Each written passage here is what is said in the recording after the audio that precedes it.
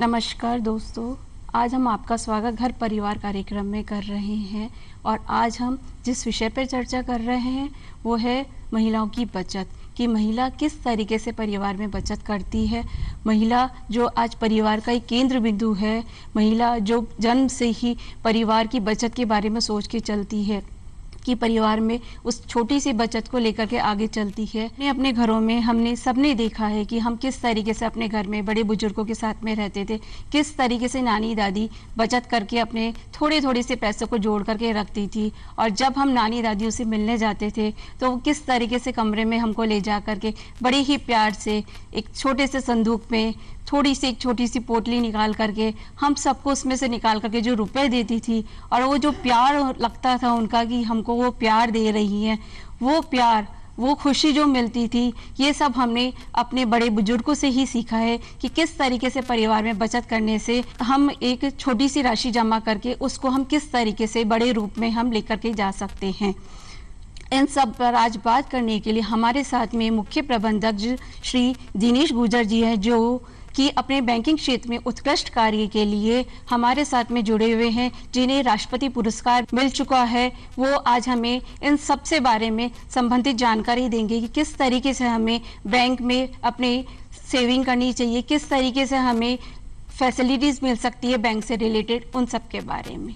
धन्यवाद रश्मि जी और सभी दर्शकों को नमस्कार। जैसा कि आप जानते हैं, किसी भी राष्ट्र की अर्थव्यवस्था को मजबूत करने के लिए उसमें वित्तीय अनुशासन का होना बहुत ज़रूरी है और वित्तीय अनुशासन न सिर्फ शहर और मेट्रो तक सीमित रहना चाहिए बल्कि वित्तीय व्यवस्थाएं ग्रामीण दूर दराज के क्षेत्रों तक पहुंचनी चाहिए। अन्यथा किसी भी देश की विकासशील गति को हम और तेज़ी से आगे नहीं बढ़ा सकते। तो हम आपको बताना चाहेंगे कि बैंकिंग क्षेत्र में आपको लगता ऐसे होगा कि बैंक से खाता खोलना बड़ा मुश्किल है, बहुत सारे कागज़ मांगे जाते हैं, बहुत सारी फॉर्मेलिटीज़ होती हैं, किससे बात की जाए, कैसे बात की जाए। आपको इन सब चीज़ों की चिंता करने की आवश्यकता नहीं है क्योंकि बैंकों में हर वर्ग के लिए खाते खोलने की व्यवस्था अलग अलग ढंग से की गई है। आपने बहुत बार सुना होगा कि जनधन खाते खोले गए हैं, आपने बहुत बार सुना होगा कि छात्रों के लिए अलग तरह के खाते खोले जाते हैं, आपने ये भी सुना होगा कि पेंशनर के लिए अलग खाते खोले जाते हैं। तो जब आपने इस बारे में अगर थोड़ी सी भी जिज्ञासा व्यक्त की होगी तो आपको स्वयं पता चल जाएगा कि हर श्रेणी का ध्यान रखा गया है, लेकिन आपको क्या ले जाना चाहिए कि आपका खाता एक बार में खुल जाए, कौन कौन से दस्तावेज होने चाहिए, क्या फॉर्मेलिटीज़ होती हैं, उन खातों से क्या फ़ायदा होता है। अगर हम मोटे तौर पे देखें तो हमारे गाँव की महिलाएँ घरों में पैसा इकट्ठा करके रख लेती हैं। अब उस पैसे का उपयोग उनके ना चाहते हुए भी दूसरे लोग कर लेते हैं क्योंकि उनका नियंत्रण उस पैसे को रोके रखने पर नहीं है। उस पैसे को बचाए रखा जाए, पैसे से और पैसा कमाया जाए, पैसे से जीवन को अंतिम क्षणों में वो उनके उपयोग में आ सके, ऐसी व्यवस्था की जाए। तो आपकी धरोहर की रक्षा के लिए सिर्फ और सिर्फ बैंक ही मौजूद हैं। तो ये तो आपको समझ में आ गया होगा कि बैंकों में खाता खोलना बहुत आवश्यक है और अपनी बचत की सुरक्षा और उसका यथा समय उपयोग करने के लिए बैंकिंग प्रणाली से जुड़ना बहुत ज़रूरी है। अब कैसे जुड़ा जाए, ये एक बड़ा प्रश्न है आपके लिए। आज की तारीख में हमारे देश में आधार एक ऐसा दस्तावेज है जो सब जगह मान्य है। तो यदि आपके पास आधार बन चुका है, और मैं कहूँगा कि अगर नहीं बना है तो आधार बनवा लेना चाहिए क्योंकि बैंकिंग में आपको जुड़ने के लिए आधार का होना बहुत ज़रूरी है। मूल रूप से अगर आपके पास आधार है, 2 आपकी फ़ोटो हैं, तो ये पर्याप्त दस्तावेज है आपका जीरो बैलेंस या जीरो शेष खाता खोलने के लिए। अब जीरो शेष खाते में क्या होता है कि आपका बचत खाता खुल गया, बचत खाते में आपको बचत खाते की 3.5% की जमा ब्याज आपको मासिक रूप से मिलता रहेगा। लेकिन ये राशि अगर आपने केवल आधार खाते से खोली है तो आपके पास एक समस्या ये आ सकती है कि इसमें 50,000 रुपये तक के ही लेन देन हो सकते हैं, यानी कि एक वर्ष में जमा और निकासी को मिलाकर 1 लाख से ज़्यादा के गुणक से ऊपर हम नहीं जा सकते। तो जो ग्रामीण क्षेत्र की महिलाएं हैं जो छोटा मोटा काम करके या अपनी अम्मा दादी से पैसा लेकर के भाइयों से रक्षाबंधन पे जो उनकी बचत होती है उनके लिए खाता सफिशिएंट है। और इस खाते में आपको सिर्फ आधार चाहिए और 2 फोटो चाहिए। फिर यदि ईश्वर ने साथ दिया और जैसा कि बैंक कामना करता है कि जो भी ग्राहक उससे जुड़े उसकी अर्थव्यवस्था इतनी मजबूत होनी चाहिए कि उसकी कोई सीमा नहीं रहनी चाहिए और उसका आगे से आगे आर्थिक विकास होना चाहिए। तो ऐसी जब स्थिति पैदा होती है तो हम उसी खाते को जनरल खाते में बदलवा सकते हैं। जनरल खाते का क्या मतलब हुआ कि अब हम उसमें 50,000 से ज़्यादा के भी लेन देन कर सकते हैं, परंतु उसके लिए क्या चाहिए? उसके लिए हमें पैन कार्ड चाहिए। तो पैन कार्ड बनाने में भी बैंक आपकी मदद कर देगा। अगर आपने उनको दस्तावेज दिए हुए हैं, नो योर कस्टमर KYC के दस्तावेज पूरे कर दिए, तो पैन कार्ड की व्यवस्था भी आपके लिए बैंक करवा देते हैं। नहीं तो बाहर से भी पैन कार्ड बनवाया जा सकता है। पैन कार्ड बनने के बाद में ये आपका एक सामान्य खाता बन गया। सामान्य खाते में पैसा पड़ा है, लेकिन सिर्फ हम एक निर्णय नहीं ले रहे हैं, हम 3.5% ब्याज पर रुके हुए हैं। आपको एक छोटा सा निर्णय लेना है कि मेरी ये राशि आवर्ती जमा में बदल जाए। और आवर्ती जमा का मतलब होता है कि रैकरिंग डिपॉजिट। रैकरिंग डिपॉजिट मतलब कि मैं मेरे खाते से हर महीने कुछ ना कुछ राशि ऐसी निकालूंगा जिसमें मुझे सामान्य बचत से ज़्यादा ब्याज चाहिए, सावधि जमा का ब्याज चाहिए। सावधि जमा का ब्याज का मतलब कि आज की तारीख में सामान्यतः 6.5% से लेकर 7.5-8% तक कुछ बैंक अपनी अपनी स्कीम के हिसाब से देते हैं। हम सभी बैंकों की बात करें तो जो 3.5% पर आपका पैसा पड़ा है, आप उसमें क्यों रुकना चाहते हो? आप उसी पैसे को बैंक को सिर्फ एक स्टैंडिंग इंस्ट्रक्शन दो कि भाई मेरे खाते से 500 रुपये, 200 रुपये, 300 रुपये हर महीने आप काटें और उसको सावधि जमा में या आवर्ती जमा में उसको जमा कर दें। ये इसके लिए भी आपको हर महीने वहाँ जाने की जरूरत नहीं है। आप एक ही बार लिख के दे दें कि 12 महीने तक, 15 महीने तक, 5 साल तक, 10 साल तक, जब तक मैं ना रोकूं, मेरे बचत खाते से 100 रुपये, 500 रुपये, 1000 रुपये, जो आपकी जैसी आपकी क्षमता है वो पैसे कटते रहें और मेरी आवर्ती जमा में वो जमा होते रहें। तो उसका सीधा सीधा लाभ क्या होता है कि आपको जो 3.5% ब्याज मिल रहा था वो बढ़ करके 7% औसतन बैठ जाता है। तो उससे आपकी रिटर्न बढ़ जाती है। अब इसी खाते के साथ में आपकी गैस की सब्सिडी भी जुड़ी हुई है। ये खाता जुड़वा दिया आपने अगर, तो घरों में जो गैस आती है उसकी जो सब्सिडी वो आपको सीधे मिल जाएगी। दूसरा काम इसमें क्या हो सकता है कि सिर्फ 12 रुपये में भारत सरकार की योजना है कि आपका सामाजिक बीमा योजना के अंतर्गत आप अपना बीमा करवा सकते हैं। 1 रुपया 1 महीने का हुआ, अगर साल में आपने 12 रुपये कटवाए तो 2 लाख रुपए का बीमा आपका हो गया। 2 लाख रुपए का बीमा, यानी किसी के साथ ऐसा ना हो लेकिन कोई ऐसी दुर्घटना हो गई और दुर्घटना में कोई सदस्य चला गया तो उसके पीछे वालों को 2 लाख रुपया सरकार देती है। योगदान हमारा क्या है? सिर्फ 12 रुपये योगदान है। और इंश्योरेंस कितना हो गया? 2 लाख रुपए का हो गया। फिर हमें हर बैंक से ये पता भी करना चाहिए कि आप जो हमें डेबिट कार्ड दे रहे हैं, इंटरनेट बैंकिंग दे रहे हैं, मोबाइल बैंकिंग दे रहे हैं, इस डेबिट कार्ड पे कोई हमारा बीमा भी करवा रहे हैं क्या? बीमा करवा रहे हैं तो कितना करवा रहे हैं? ये डेबिट कार्ड पे कोई घटना घट जाए, हमें बीमा मिल जाए तो उसके लिए क्या क्या शर्तें हैं, ये भी हमें पता रखनी चाहिए। मोटे तौर पे उस कार्ड से कोई ना कोई समव्यवहार होना चाहिए पिछले 30 दिनों के अंदर। और वो समव्यवहार कैसा भी हो सकता है, फाइनेंशियल भी हो सकता है और नॉन फाइनेंशियल भी हो सकता है। तो ये तो आपके जो छोटी बचत हैं जिन पर हम जरा सा निर्णय ले लें, कुछ थोड़ा मनन करें, थोड़े जागरूक रहें, बैंक वालों के संपर्क में रहें, उनसे नई नई योजनाओं के बारे में पता करते रहें, तो आपको स्वतः ही इन चीज़ों की जानकारी मिलती रहेगी और आपकी बचत को कुछ ना कुछ ऐड होके मिलेगा, कुछ ना कुछ जुड़ के मिलेगा। और जो बीच में लोग ले जाया करते थे वो ले जाने से आप स्वयं बच गए बिना चौकीदार के। आपकी मर्जी के बिना वो पैसा निकलेगा नहीं। जब तक आप साइन नहीं करेंगे, आप डेबिट कार्ड का उपयोग नहीं करेंगे, आपका पैसा वो निकाल नहीं सकते। कई बार हम खुद भी कुछ कुछ खर्चे छोड़ देते हैं कि चलो कौन निकाले, अभी तो पैसे जेब में नहीं है। लेकिन घर में अगर पैसा पड़ा होता है तो सामने बर्फ़ वाला आ गया, चलो बर्फ़ वाले को दे देते हैं, आज खा ही लेते हैं, बच्चों को भी खिला देते हैं। उस बर्फ़ का शायद उतना उपयोग उनके स्वास्थ्य के लिए नहीं था, लेकिन हमारी जो मूल बचत थी उसमें से कुछ राशि हमारी निकल के चली गई। लेकिन जब आपने बैंक में जमा कराया तो राशि आपके नियंत्रण से थोड़ा बाहर चली गई। इसलिए आप बहुत ज़रूरी होने पे निकासी के लिए जाएंगे, अन्यथा नहीं जाएंगे। ये आपकी हुई कुछ जमाओं के बारे में। अब जैसा रश्मि जी कह रही थी कि महिलाओं के विकास के लिए या महिलाओं के लिए विशेष क्या योजनाएं हैं, तो मैं आपको ये भी बताना चाहूँगा कि हमारी ग्रामीण महिलाएं के कामों के लिए वो व्यक्तिगत रूप से भी विभिन्न ऋणों की पात्र हैं और समूह के रूप में भी। लेकिन क्योंकि उनमें जागृति कम है, जागरूकता कम है, तो एक समूह के रूप में जब वो बैठती हैं तो उनको ज़्यादा ताकत मिलती है। अब समूह कैसे बनता है कि महिला स्वयं सहायता समूह जो होते हैं वो आप अपने नज़दीकी बैंक के पास जाइए, हमेशा पता करिए कौन सा बैंक है, जो भी बैंक है उन बैंकों में 10 महिलाएं मिलके या अधिक से अधिक 20 महिलाएं मिलके एक समूह का गठन करती हैं। उस समूह के नाम से एक खाता खुलता है। वो अपनी महिलाओं में से ही सचिव और अध्यक्ष का चयन करती हैं जो कि उस खाते को ऑपरेट करता है। फिर जो पैसा आपने बैंक में जमा कराया और उन महिलाओं ने अपना व्यवसाय शुरू करने के लिए मानो 100 रुपये का योगदान किया या एक दूसरे से 200 रुपये लोन लेकर के अपना काम शुरू किया, तो बैंक आपको 6 महीने देखता है कि ये समिति 6 महीने तक, ये समूह 6 महीने तक अपनी बैठकें नियमित करता है, एक पंजिका बना रखी है, एक इनका थोड़ा समझदार सचिव है, अध्यक्ष है, इन्होंने आपस में कुल पैसे खर्च किए हैं और कुछ मिला करके अपना व्यवसाय शुरू किया है, उससे रिटर्न आने लगा है। 6 महीने बाद बैंक आपसे पूछता है कि बताओ आपके व्यवसाय को बढ़ाने के लिए और क्या किया जा सकता है।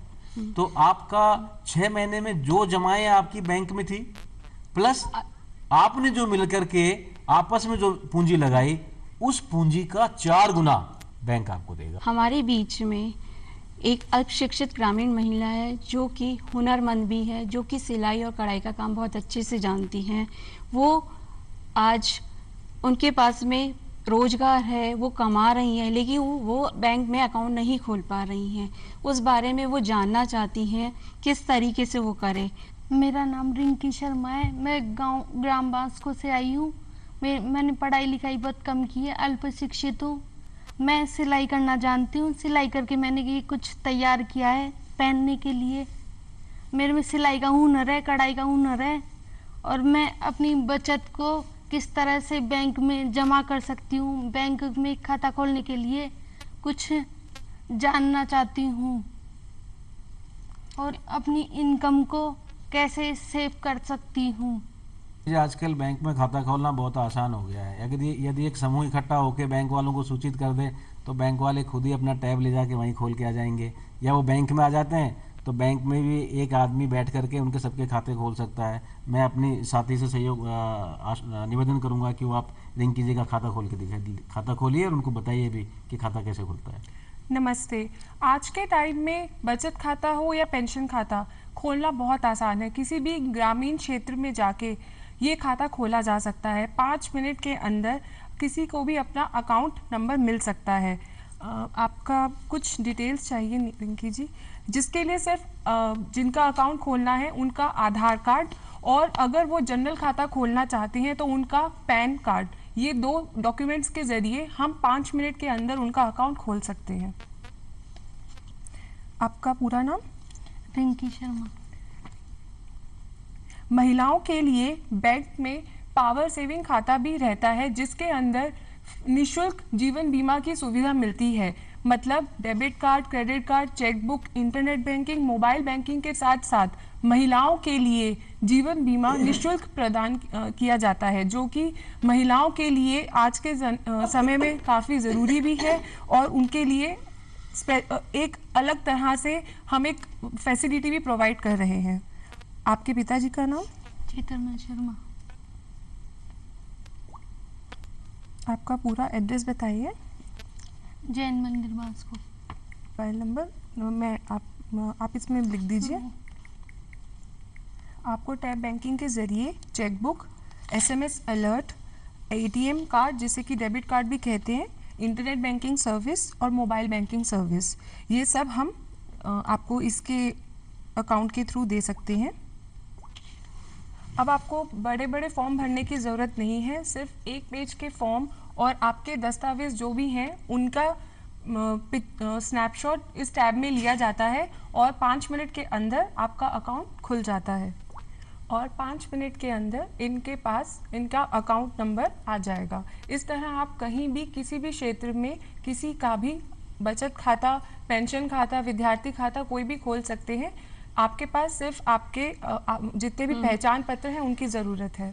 धन्यवाद। आपने बहुत अच्छी बात बताई कि आपने कैसे अकाउंट खोला। इसी के साथ साथ आज हमारे साथ में सहभागी आए हुए जो कि ग्रामीण इलाके से हैं।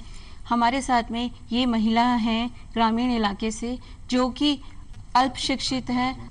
बोलिए माता जी आप। अच्छा, मैं खेती बाड़ी करती हूँ। हमारी बहू है जी वो पापड़ मंगोड़ी आचार बनाओ थे। मैं बेरोजगार था, ये था थोड़ा सा मदद करो। अब रोजगार करने लगी है ना, कुछ काम कर रही है आज।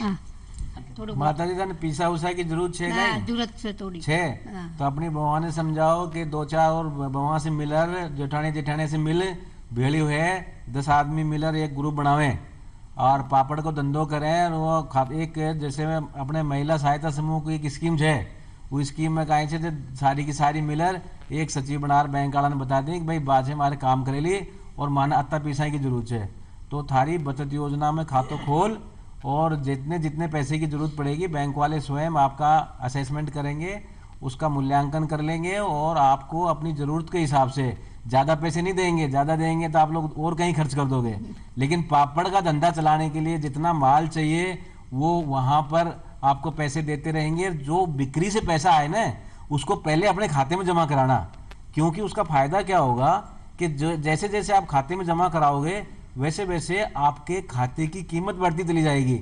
जब दूसरी बार आपको लोन लेना पड़ेगा ना तो वो जो खाते में पैसे जमा हैं उससे, यानी कि पहले 4 गुना, फिर 1 साल आपने ठीक से काम कर लिया तो उसको और डबल कर देते हैं, 10 गुना तक वो चले जाते हैं। तो जो पैसा भी आए उसको पहले बैंक में जमा कराओ, फिर बैंक से निकाल के खर्च करो। तो आपके लिए सुविधा है, खाली जानने की ज़रूरत है और आपका जो पड़ोस का बैंक है उसमें जाके एक बार संपर्क करने की ज़रूरत है। सर मेरा नाम नाथूराम है, नाथूराम बोकोलिया, ग्राम मंडूसा। और मैं ये बैग अपने हाथों से बनाया है। मेरे पास हुनर बहुत है, ये बैग मैं अपने हाथों से बनाया। अगर मशीन होती तो ये बहुत बढ़िया लगता। मशीन नहीं है मेरे पास और पैसों की मेरे को ज़रूरत है, बहुत गरीब आदमी हूँ। और ये देखिए, ये अपर किसी से बनवाता हूँ, ये अपर किसी से बनवाता हूँ और शोल बाजार से लाता हूँ और इसकी फिटिंग करके मैं बेचता हूँ। बाकोलिया साहब, आपके पास बैठने का परमानेंट स्थान है? नहीं जी। घर है? घर तो है। ये काम कहाँ बैठ के करते हो? ये मैं तो रोड पे ही करता हूँ जी इस वक्त। तो मोड़ पे बैठने की परमानेंट जगह है या नहीं है? नहीं, परमानेंट जगह, परमानेंट जगह नहीं है। तो आपको थोड़ा सा एक ये तय करना पड़ेगा कि क्योंकि आपका धंधा अच्छा है और आपके पास हुनर है और इस हुनर को और आगे बढ़ाना है, तो उसके लिए हमारे पास में RCTs हैं जो स्वयं रोजगार वाले लोग होते हैं, उसके कौशल को बढ़ाने के लिए हमारे पास हर ज़िले में एक कौशल केंद्र होते हैं जिनको हम लोग RCT बोलते हैं, कहीं पर फार्मर्स ट्रेनिंग कॉलेज बोल देते हैं। मकसद सबका एक ही है कि जो ऐसे कुशल कारीगर हैं उनकी कुशलता को और बढ़ाया जाए और उनको एक ट्रेनिंग दे करके एक सर्टिफिकेट दे के, उस सर्टिफिकेट के आधार पे आप किसी भी बैंक में जाएंगे कि मेरा ये हुनर है, मुझे इस धंधे को करने के लिए इतना रॉ मटेरियल, इसको हम कच्चा माल बोलते हैं। जब आप काम करते हो तो उसके लिए पहले आपको कच्चे माल की जरूरत पड़ती है ना जी। फिर कच्चा माल आ जाता है, उसके बाद आप काम करते हो। तो कच्चे माल के लिए मुझे इतने पैसे की ज़रूरत है, आपको ये पैसा योजनाओं के अंतर्गत आराम से मिल सकता है। जब तक आप प्रशिक्षण ना लें तब तक आप अपने इस धंधे को मुद्रा के अंतर्गत ले सकते हैं, लेकिन आप अपना एक स्थायी जगह बनाइए। क्योंकि कोई भी बैंक आपको जब ऋण देगा तो वो ये जानना चाहेगा कि जिसको हमने पैसा दिया है वो आदमी अपनी जगह बैठा है, वहाँ रोज़ काम करता है कि नहीं करता है, उसकी बिक्री हो रही है कि नहीं हो रही है। अल्टीमेटली पैसा देने का जो मकसद होता है वो आपको, आपके घर को आर्थिक रूप से सुदृढ़ करने का होता है। तो सुदृढ़ करने के लिए उसका निरंतर आपके साथ संपर्क और आपका बैंक के साथ संपर्क होना बहुत ज़रूरी है। तो आप एक जगह बना लीजिए, अगर आपको जगह किराए पर भी मिल रही है तो भी आप ले लो, उस किराए के लिए भी जो खर्चा है उसको भी आप परियोजना में डाल लो कि मुझे 500 रुपया, 200 रुपया, 400 रुपया किराया देना पड़ेगा, उसको भी परियोजना का हिस्सा बना लो। आपका एक परियोजना रिपोर्ट बन जाएगी, बैंक आपको गाइड कर देंगे और उस रिपोर्ट के आधार पे आपको जितने पैसे की ज़रूरत है उतना पैसा मिलेगा। हमारे साथ में कुछ युवा प्रतिनिधि भी हैं जो कि अपने बारे में कुछ बताना चाहते हैं कि उनको क्या क्या चाहिए। मेरा नाम अक्षय है, मैं बस्सी गाँव से आया हूँ।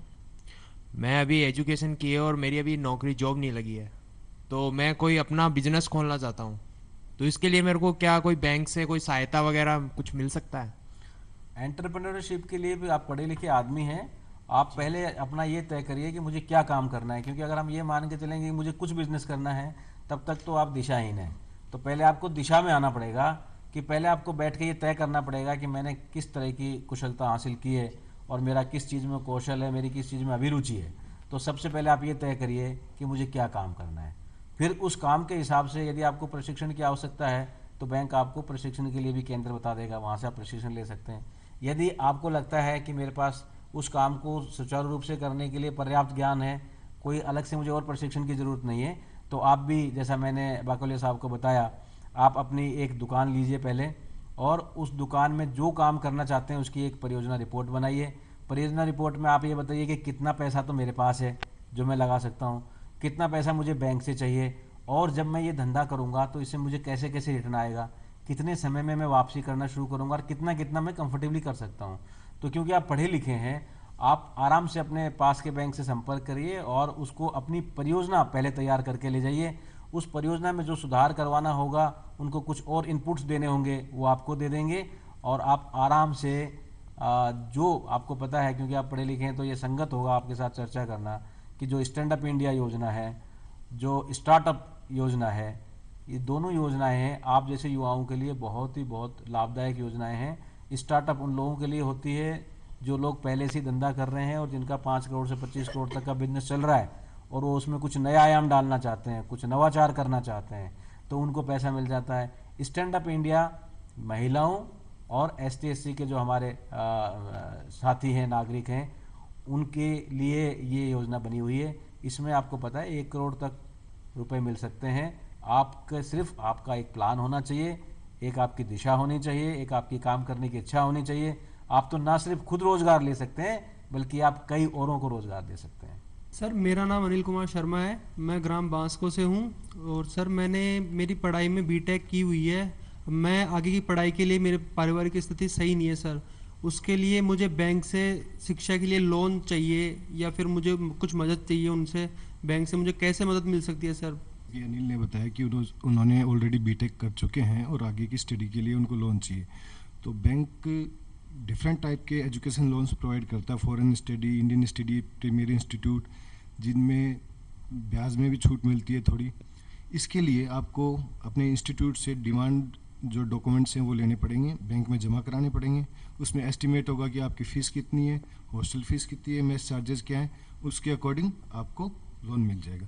तो आप इसके लिए आप पहले अपने इंस्टीट्यूट से कांटेक्ट करें, उसके बाद में बैंक से संपर्क करें। लांबा जी, आप ये बताइए कि कोई यदि महिला पढ़ी लिखी है और वो लोन लेना चाहती है तो उसके लिए क्या क्या उसको फैसिलिटीज़ मिल सकती है? अगर उसको बिजनेस करना है तो वो या तो सेल्फ भी ले सकती है या फिर ग्रुप में भी ले सकती है। एजुकेशन लोन की जो कंडीशंस हैं वो डिफरेंट गवर्नमेंट्स है, जैसे स्टेट गवर्नमेंट्स हैं, उन लेवल पे भी जैसे भामाशाह योजना है, अकॉर्डिंग टू उस हिसाब से छात्राओं के लिए भी अलग अलग छात्रवृत्तियाँ निकलती हैं, तो उनका फ़ायदा उठा सकती हैं। इसके लिए उनको जागरूक रहने की आवश्यकता है सिर्फ। मैं आपसे ये पूछना चाहती हूँ, महिलाओं के लिए क्वालिफिकेशन क्या होनी चाहिए, कितनी एजुकेटेड? मैडम देखिए, न्यूनतम कुछ नहीं है, मिनिमम 10th पास होना जरूरी है। उसके बाद में ITI के लिए भी एजुकेशन लोन मिलता है, पॉलिटेक्निक डिप्लोमा के लिए भी एजुकेशन लोन मिलता है, ग्रेजुएशन के लिए भी लोन मिलता है। तो हर डिफरेंट स्ट्रीम्स ऑफ स्टडी हैं, सबके लिए लोन्स में अवेलेबल है। मिनिमम 10th क्लास पास होना चाहिए। लांबा जी, आप एक बात बताइए कि यदि गांव में कोई दिव्यांग है, उसकी मदद करने के लिए आपके बैंक से वहां जाकर के वो सारी फैसिलिटीज़, उसको सुविधा देना, उसको समझाना, किस तरीके से उसको फैसिलिटीज़ मिल जाएगी, लोन मिल जाएगा, वो सारे काम कर सकते हैं? हाँ मैडम, बैंक में दिव्यांग के लिए भी स्पेशल सहायता है। जो गवर्नमेंट स्कीम्स हैं, different type of government of India, state governments की स्कीम होती हैं दिव्यांग्स के लिए, वो सारी अप्लीकेबल बैंक के थ्रू ही होती हैं। तो उसका इम्प्लीमेंटेशन भी हम बैंक के थ्रू करते हैं, उनके पास जाके उनको वो फैसिलिटी प्रोवाइड करवा सकते हैं। ये लामा जी ने ठीक बताया। इसमें एक विशेष उल्लेख मैं ये भी करना चाहूँगा कि जो राष्ट्रीय हैंडीकेप फाइनेंस कॉरपोरेशन, भारत सरकार ने एक अलग से पूरा कॉरपोरेशन बनाया है जो फरीदाबाद में सिचुएटेड है, और उस कॉरपोरेशन ने, जो ST/SC कॉरपोरेशन है, उसको अपनी स्टेट्स में नोडल एजेंसी बना दिया। तो अगर बैंक किसी दिव्यांग को ऋण देते हैं तो उस ऋण पर ये जो राष्ट्रीय हैंडीकेप्ड फाइनेंस कॉरपोरेशन है, ये बैंकों को सब्सिडी देती है, रिफाइनेंस करती है। मतलब बैंक अपनी पूंजी में से पैसा नहीं लगा रहे हैं। अगर बैंक ने किसी दिव्यांग को ऋण दे दिया, सपोज उसने 100 करोड़ का लोन ऑल ओवर इंडिया में मान लो बांटा है, अब 100 करोड़ की पूंजी क्योंकि बैंक की वहां इन्वेस्ट हो गई है, तो वो 100 करोड़ का रीफाइनेंस एक सर्टेन परसेंटेज पे हैंडीकैप कॉर्पोरेशन बैंकों को कर देती है। तो बैंकों को दिव्यांगों को ऋण देने में तो बहुत आसानी है, बशर्ते वो पहुंचे वहां तक। मैं यही कहना चाहूँगी कि दिव्यांग लोग हैं, यदि वो नहीं आ सकते, उनको परेशानी है, तो बैंक वहाँ तक जाकर के वो उस चीज़ को आगे परस्यू कर सकते हैं उन लोगों को कि हाँ भाई इस तरीके से आपको सारी सुविधाएं मिल हमारे जाए। समाज का दायित्व इसमें आ जाता है कि जहाँ मूवमेंट प्रॉब्लम है वहाँ पर हमारे समाज के जो लोग हैं, जो उनके आसपास रहने वाले लोग हैं, उन लोगों की जिम्मेदारी है कि वो बैंक तक ये सूचना पहुँचाएं। वैसे तो नियम ये बना दिया गया है कि अगर बैंक से आप जुड़ गए हैं, एक बार आपका खाता खुल गया है, मान लो दृष्टिबाधित है, तो वो घर चाहे कि मुझे घर पे ही पैसा मिलना चाहिए और वो रिक्वेस्ट दे देता है, तो बैंक में ऐसी फैसिलिटी देने की प्रावधान आ गए हैं। उनको वहाँ पर पैसा दे के आना है, उनसे लेके भी आना है। लेकिन जो आगे बढ़ने वाला है, वो आगे बढ़ने वाला आदमी ये नहीं हो सकता कि वो घर से बाहर नहीं निकलेगा। आगे बढ़ने वाले के सामने समस्याएं तो हो सकती हैं, लेकिन वो मूवमेंट के लिए नई नई चीजें तैयार करके रखेगा। चाहे वो अपनी व्हील चेयर यूज करेगा, चाहे वो नई टेक्नोलॉजी को यूज करेगा, दृष्टिबाधित आजकल टॉकिंग सॉफ्टवेयर्स को यूज करते हैं, तो बाहर आएगा। बाहर आएगा, सिर्फ बात इतनी सी होती है कि उनको समझाने की जरूरत है कि जहाँ जहाँ अटके, जहाँ समाज की जिम्मेदारी है वहाँ समाज उसका हाथ पकड़े, और जहाँ बैंकों की जिम्मेदारी है बैंक उसको फाइनेंशियली साउंड करें। बाकी हमने देखे हैं, बड़े बड़े एग्जाम्पल्स देखे हैं, जो ना सिर्फ अपने लिए कमा रहे हैं बल्कि उनके अंडर में 50-50, 100-100 लोग काम कर रहे हैं, सिर्फ इसलिए कि उन्होंने इन योजनाओं का फायदा उठाया है। और इन योजनाओं की जानकारी दूर दराज तक है नहीं, इसलिए मैं आपका भी साधुवाद धन्यवाद देना चाहता हूं कि इस कार्यक्रम के माध्यम से आप ये बातें उन लोगों तक पहुंचा रहे हैं कि आपके लिए योजनाएं बनी हैं, सिर्फ इंतजार कर रही हैं आपके आने का। आज दिनेश जी ने हमें बहुत अच्छी बातें बताई है। बहुत सारे लोगों को ये जानकारी मिलेगी जो लोग कि ये समझते नहीं थे किस तरीके से जाकर के बैंक में अपनी सेविंग के लिए अकाउंट खोलना चाहिए, किस तरीके से उन लोगों को लोन की फैसिलिटी मिल सकती है। ये सारी जानकारी आज बहुत से लोगों तक आपने पहुंचाई है, इसके लिए आपका बहुत बहुत धन्यवाद। आप सब लोग यहाँ पे आए, धन्यवाद।